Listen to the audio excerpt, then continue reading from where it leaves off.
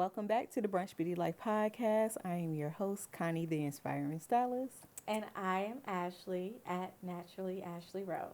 Make sure you are following us on all platforms. Brunch Beauty Life podcast on all platforms. And also make sure that you like, share, and subscribe, as well as leave comments and emails. We are still accepting them. So please do. Yay. All right, so let's get into it.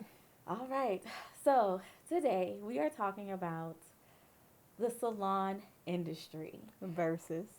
Well, not versus. Oh. It's salons Okay.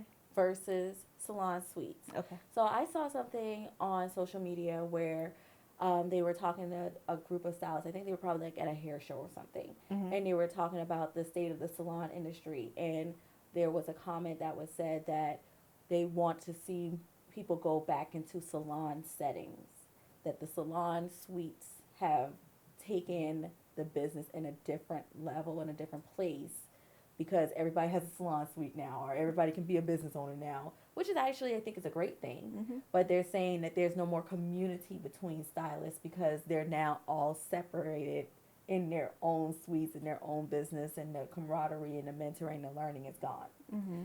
As we have both, as I have been in the salon setting, and lucky you, and having my own salon suite, I can speak to both. And as a owner, I could speak on all. a salon as well as a building that has suites, and being in the suite before yourself, and now having a salon and being in a salon setting, you can speak to it. Mm-hmm. So the question and debate, I guess, is just like you said, the verses: salon versus the salon suites. Mm-hmm. So, and I also can say that that goes into commission versus booth rent. Yeah.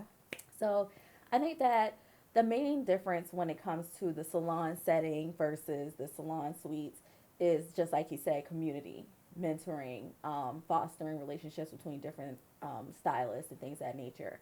But also in that goes into why I think a lot of people went into salon suites is if you're going into a salon and you're doing booth rent and you're already starting off as a stylist, you are an independent contractor.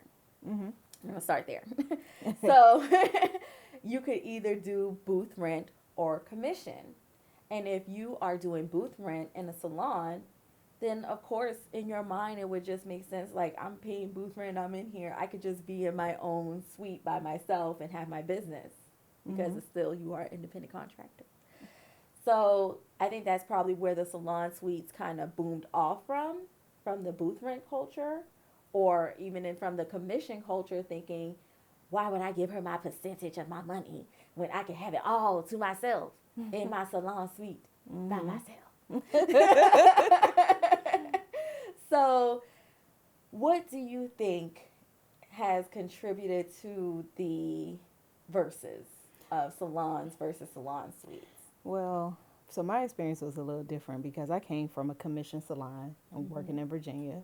And then when I moved to Charlotte, I worked in a commission salon. And I was fine with it, because that's what I knew. It was cool. I understood there's a lot of things that go into the business. So it's not really, oh, they're keeping half of my money or a percentage of my money. You got to think, like, there's bills to run this business. So commission never bothered me. I ended up into my own salon suite because the lady that I worked for in Charlotte, I just didn't agree with her as a business owner. She did a lot of things that just wasn't morally right. And I just got fed up with her. And so I just had to find something else. And that goes back into our episode that we have in our series about accountability. Check that out. Yeah. First before you watch this. Yeah, if you haven't, go watch that first. Watch that first. So being new in Charlotte and not knowing anybody, I didn't want to go work in another salon and experience something crazy again. So I was like, I'm gonna just have to figure this out, and I'm gonna go into the salon suite. And for me, I was scared because I had never been on quote unquote booth rent or salon rent, So listen, I wrote a lot of bounce checks back then because it teaches you got to be financially mature and responsible when you take that transition. So again, mine was a little bit different. So I worked in the salon suites for maybe about 2.5 Yeah, about 2.5 years. And then my business partner and I, we merged. She was in a salon suite too. And we merged and we opened up a salon. And then we did commission. And then what we noticed was with commission stylists, maybe after about a 2 year period, once they have established themselves and built their clientele, they do get to that point where it's like now they want to be able to keep more of their money, right? Mm-hmm. So we started noticing the trend of salon suites coming about. That's when we jumped on the bandwagon. Okay. It was like, hey, you know what? And it was scary because we that was a triple investment. Like we tripled our rent when we went from the first salon to our now big Lucky You salon and suites. We like tripled our rent. We tripled the space. It was like it was scary. Absolutely. It was scary, but it was like it would only make sense because if we have our salon floor, they get to the point where they're ready to transition on their own, then they could just go next door. And so that allowed us to, in a sense, tap into real estate, because like we became landlords. Yes. So I see the beauty of it, right? But I think with the mindset of stylists now, everybody wants to do their own thing. So they're jumping into salon suites before they are truly ready Yes. because I don't work well with others. I don't want to deal with them. I don't want to be held accountable if I'm late. If I decide whether or not I want to come to work because I got clients that people don't want to be held accountable, so they run from accountability and they're like, hey, I'm just gonna go do my own thing. And now you're in your own space and you're not where we said community and learning Mm-hmm. from others. You're not really getting that unless you go and seek it. Exactly. So now you kind of confine yourself to your 100-foot square space. It's just you and that stylist. If you don't seek it, you're not going to get it, meaning that wherever your skill set is at the time that you enter into the salon suite, that's going to be your skill set. And kind of being stagnant. Yeah, you kind of get stagnant, because you're not learning things. Yes. When you work in a salon, even if it's a booth rent, Mm-hmm. you still, the fact that you're on a salon floor with other stylists, you're putting yourself in a position where you can watch and observe. You could build community with the other stylists there and learn from other stylists, kind of like a each one teach one. Absolutely. You get that when you're in a salon floor. When you're in a salon suite, you don't get that unless you go seek it.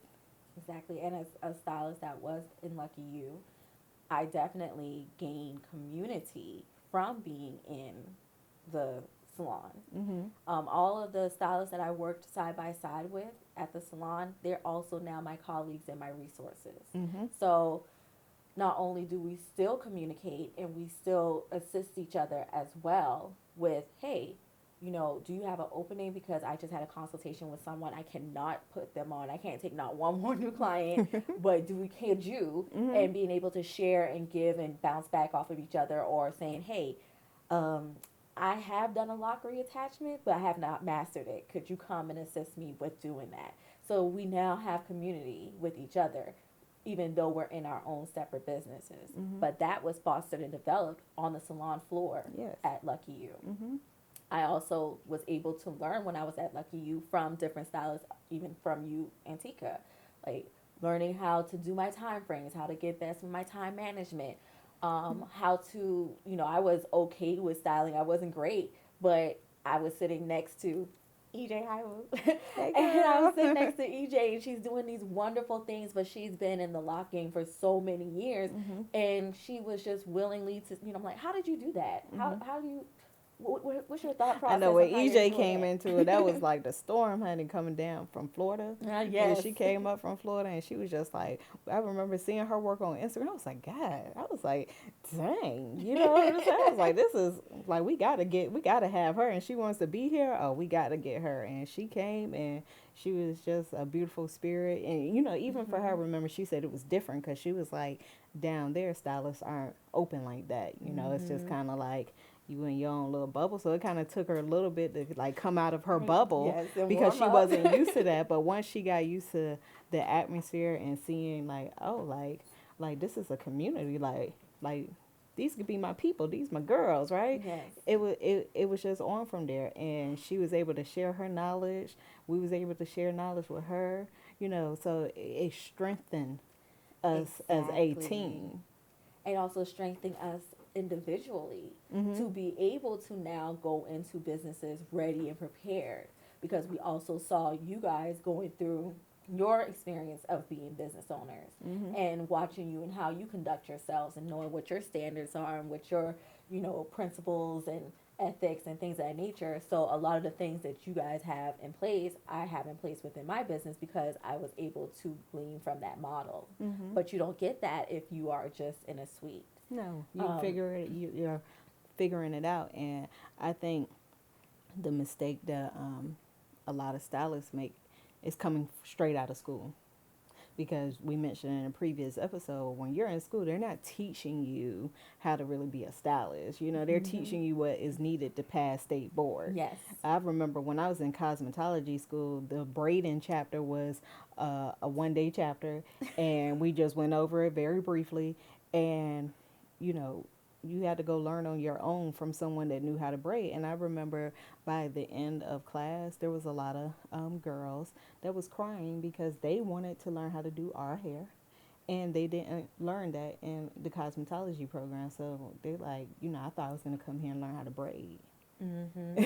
And that also is something that I experienced in natural hair, as well as having someone inquire from me what my experience was in natural hair and asking, I'm thinking about going to natural hair school. Are they going to show a whole lot about what to do with locks? Will they teach lock reattachment? Will they teach micro locks? Will they teach all that? And I'm like, Mm-mm. no, Mm-mm. they won't We're going to teach. teach you what you They're need to going to know to teach you pass what you state need to board. know to pass state board. So being in a salon setting does give you community, but it's also about how you utilize community. Mm-hmm. And that's where that accountability, referencing that episode, comes into play. Mm-hmm. Because if you're using the community for what you need to do to glean and to grow and to become a better stylist and to build community, it's going to do just that for you. Mm-hmm. But if your intention is, well, I'm gonna go and look and watch so I can know how to do it, so I can do it better than her, We're going into it with the wrong mindset. with the wrong mindset, then that's exactly what's going to happen. You're going to continue to have the wrong mindset through and through and burn bridges and things of that nature. Mm-hmm. So for me, when it comes to the difference in between salon suites and salons and community versus not, also it goes back to the strong and huge debate of commission versus booth rent. So for me, my definition of commission versus booth rent is, if you are booth rent in my establishment, that means you are paying for a space. And that means that you need to provide everything yourself. Your Mm-hmm. own towels, your own capes, your own clips, Clips, rubber your own bands, rubber bands, combs. your own shampoos, and your own clientele, and your own social media, and your own thing. I am only providing you a space. Mm-hmm. That means that I could actually sit here and watch you mess up on old girl's hair and be like, that ain't me. Mm-hmm. Hands off. Because you're just paying me for a space. Whereas if you are commissioned, Oh, wait a minute. And that also means don't answer my work phone. exactly, that's what I said, no access to the phone, all those things. So that means also my clientele. So if someone calls and you're standing behind an empty chair and you're paying booth rent, and they're like, oh, I need a lock retwist today. Does anyone have availability? And I'm like, no, we don't have availability. Because me, I don't have availability. You do, but you're not under me. Mm-hmm. You're just paying for a space. Mm-hmm. And if you have commission stylists, because some salons operate in both. They have commission and booth rent. Like I've seen where they may start a stylist off on commission for a couple of weeks, or maybe the first 3 months, and then transition them over into booth rent, right? Mm-hmm. And so in that process, in that shift, again, the phone is ringing as a business owner, and if you're operating with both commission and booth rent, you're going to feed your commission stylist, because as a business owner, that's where you make your money at. This person that pays booth rent, it don't matter whether they got 10 clients, 15 clients, or 0 clients for that week. That rent is still due. Exactly. Period. And also, as them being your commission stylist as well, you're not just, it's not about you just building from your business and getting their money. It's the fact that you're offering them that because they are tied to your business and they are commissioned. That is actually what you're supposed to do. And you got overhead. Offering that, yeah, Yeah. right? So if you're saying for you to be a commission stylist, that means that you get access to my clientele. That means you get marketing. That means you get, so whenever I market, I'm marketing for you too. That means we're paying for marketing. Exactly. Email, that monthly email marketing, yeah, that costs, right? The client that I am no longer taking, yeah, I'm limiting my finances to, help you build your finances. Guess what? This overhead costs. We got rent, electric, the water, gas, possibly, the insurance, the phone bill. Oh, don't forget the internet, because they gotta have the Wi-Fi. You know what I'm saying? Absolutely. They gotta have the Wi-Fi so that we could provide a flexible environment so that your client could come in when they ain't supposed to be at the salon because they supposed to be at work. But it works. It benefits Y'all both. in them doctor's appointments. We know the game. We know the game. Appointment blocked off on the calendar. Mm-hmm. We ain't gonna get y'all in trouble, corporate No. America. But all of those things cost. Business cards cost, right? Even if you're promoting on social media, that costs. Yes, Everything I have a costs. social media manager. I have to pay her. Yeah, everything, there is a cost. So as a commission stylist, it's not about, oh, they are taking half of my money or whatever the case. No, you're contributing. Everybody pays the bills up in this joint. Yes. Okay, we all pay the bills. We help you get clients, and so commission. What a lot of people don't understand too is commission can be negotiated. Exactly. It's not necessarily a flat 50-50. Commission could be negotiated if because again, now when it's done right, because I've seen some commission salons that were not operating right, meaning that they want to be a commission salon, but they want to treat you like you're on booth rent. Meaning, like, you got to go get your own stuff, buy your own stuff, and all. That is not the proper way. A commission salon provides everything to you. All you need to do is show up. And if you Exactly. choose to bring some of your own stuff, that is your choice. But the commission salon provides every little thing that you could possibly even think of. Absolutely. As well as the fact that you're also, for me, you're getting access to me mentoring you. Yeah. I'm not going to hold off on any of the Now you know. information that I have to give. Now you know. There's a lot of people don't do that. I know a lot of people don't do that. A lot of people don't do that extra stuff. You don't do that extra stuff, but I learned that from your model. So you guys mentored me and made sure that I always had access to further my education as a stylist, to grow as a stylist. So I love the fact that y'all offer funding for education up to 50%, so that we could grow and learn, or paying for certain classes outright. Like, you guys paid for the DECA class for a lot of us that were working in the salon. Some of them we paid for that sister lot class. Yes. You paid for Thank you. Yeah, I'm just saying. And I do that with my stylist. I pay for the DECA class because taking that DECA class opened up a whole new world for me to be able Extra to money, assist my extra clients income. and also have extra money towards my business. So I make sure I offer that to them as well. These are all the things that you get from being, one, in a salon setting, and two, in a commission salon. And going back to commissions being is negotiable, right? So yes, as a salon, I'm providing all of these things. So if you come in with zero clientele, you may start off on that lower end, and providing that you got your license, you may start off at that 50-50. But if you're coming in and saying that you have a clientele, and it's a for real clientele, we're not talking about one or two or three people, right? You have you're coming in bringing in income already to the business. Guess what? You have kind of grounds to negotiate that commission. Exactly. You may get a higher commission percentage than someone that is coming in with no clientele. Now, in our salon, we actually have thresholds, right? So you can negotiate your commission if you are bringing in a clientele, and then based off whatever your starting commission is, there are thresholds. So let's say if you gross under $1,000 that week, you may be on 50-50. If you gross $1,250, then your commission increases by 5%. If you gross $1,500, it increases by another 5%. So if you really think about the thresholds that we have that's in place, and if you do your part, on top of us helping you get clientele, if you do your part and go out here and get clientele and you hit those thresholds, you have the ability to make 70%, 70-30. 70 your way, 30 our way. Like, you have the ability. So when you really think about it, commission is not all bad. And if you really break it down and you go into a salon suite or booth rent, average rent is what, $250 a week? Okay, so you paying $250 a week. Now you should have insurance for your suite. you should have insurance for your suite. If you taking any type of credit cards, you got merchant fees and all that other type stuff.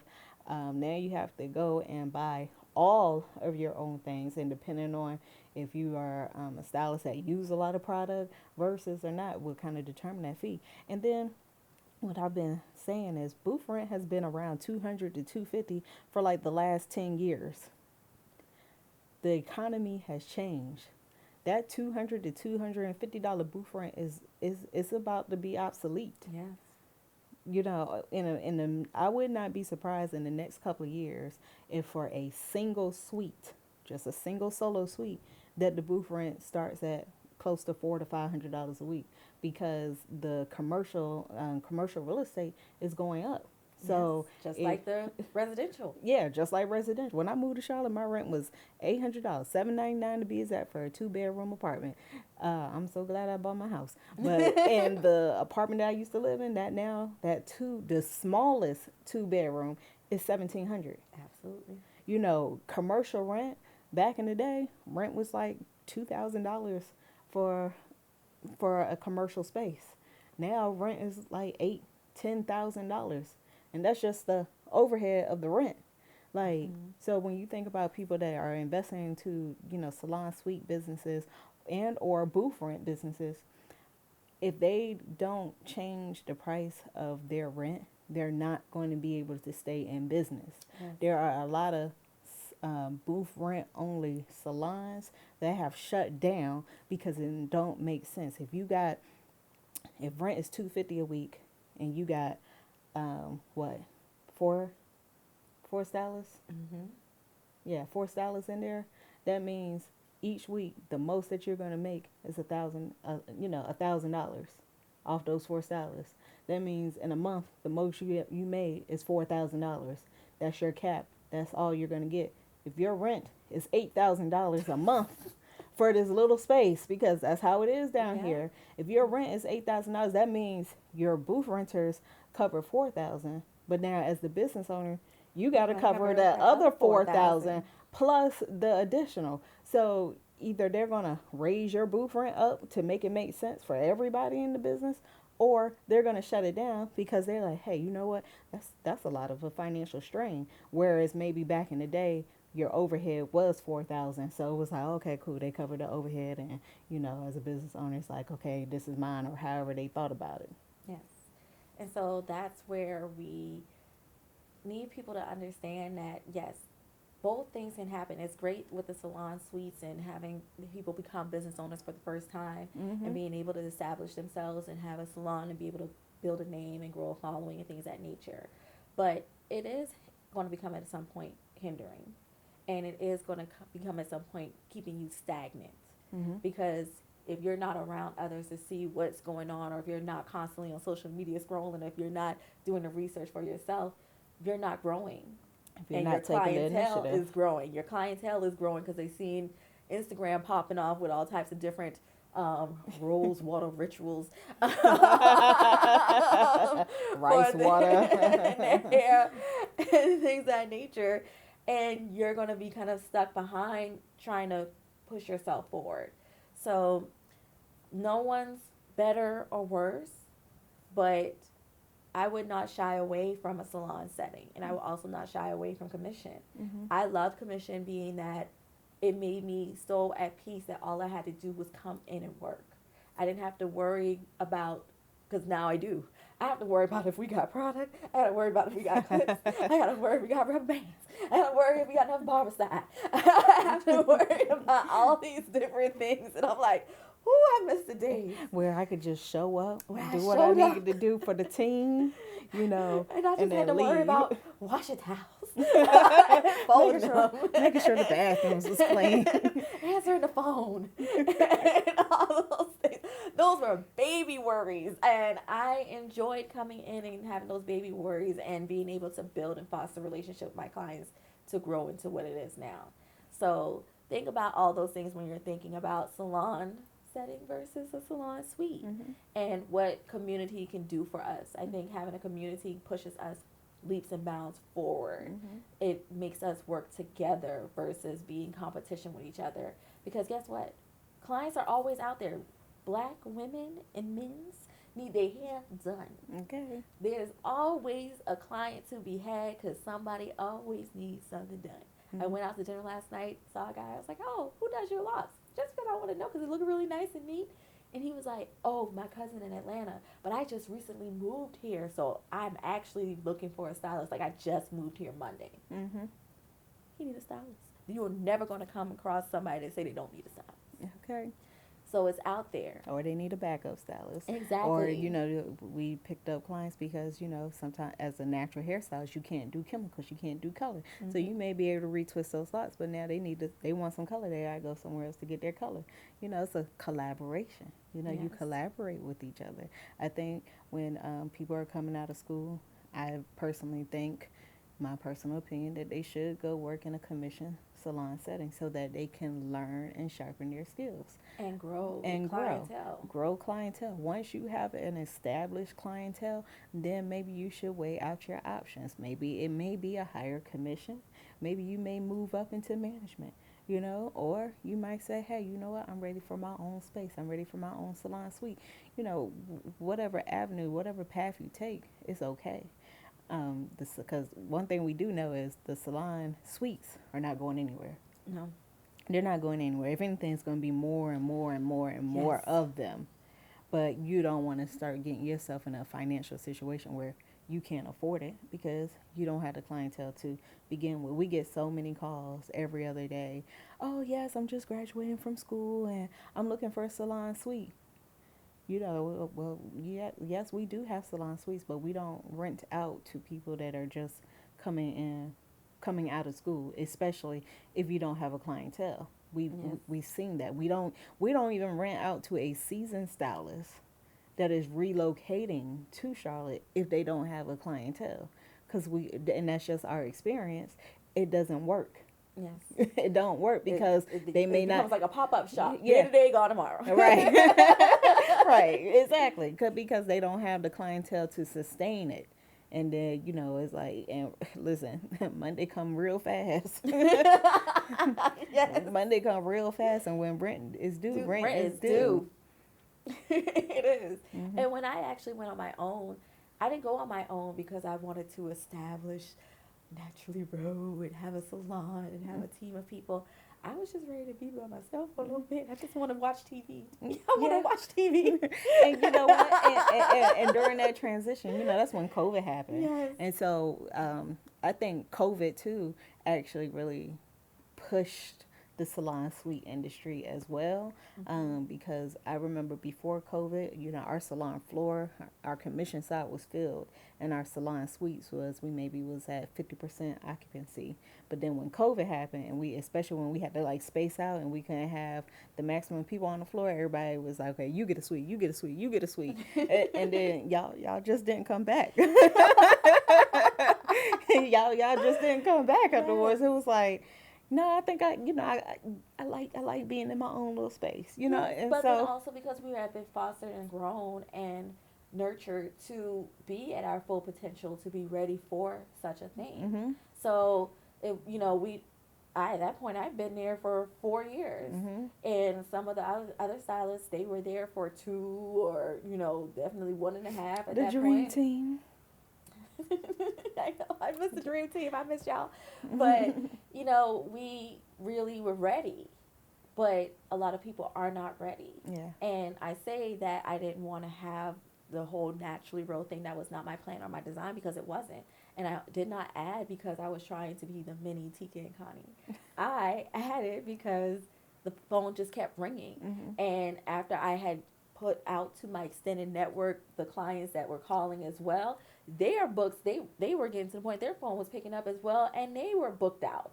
So then it's like, where are we putting these people? Mm-hmm. Where do they go? And we know that we're going to want people to have safe hair, and I know my colleagues, and I know that what their experience is, so I trust putting them with them. But now they're full, I can't put them with them. Mm-hmm. So what's next? And that's why I added. But I didn't add because I wanted to have a whole business. Mm-hmm. It just happened. So on that note, let us know what you think about the industry. Do you think that salon suites killed the stylist game and their expectations and their standards and things of that nature? Or do you think that, oh, it's a great thing because it's helping to start business owners? And I want to know, I want to hear from actual salon owners because Mm-hmm. I know of salon owners that have had big salons and said, you know what, and went into a salon suite. Goes back to that accountability episode Yes. because sometimes you just get tired. And I am there. You just get tired. And so we want to hear from the stylists. We want to hear from the salon owners. We want to hear from everyone. What do you think? Yes. What do you think? Let So us know.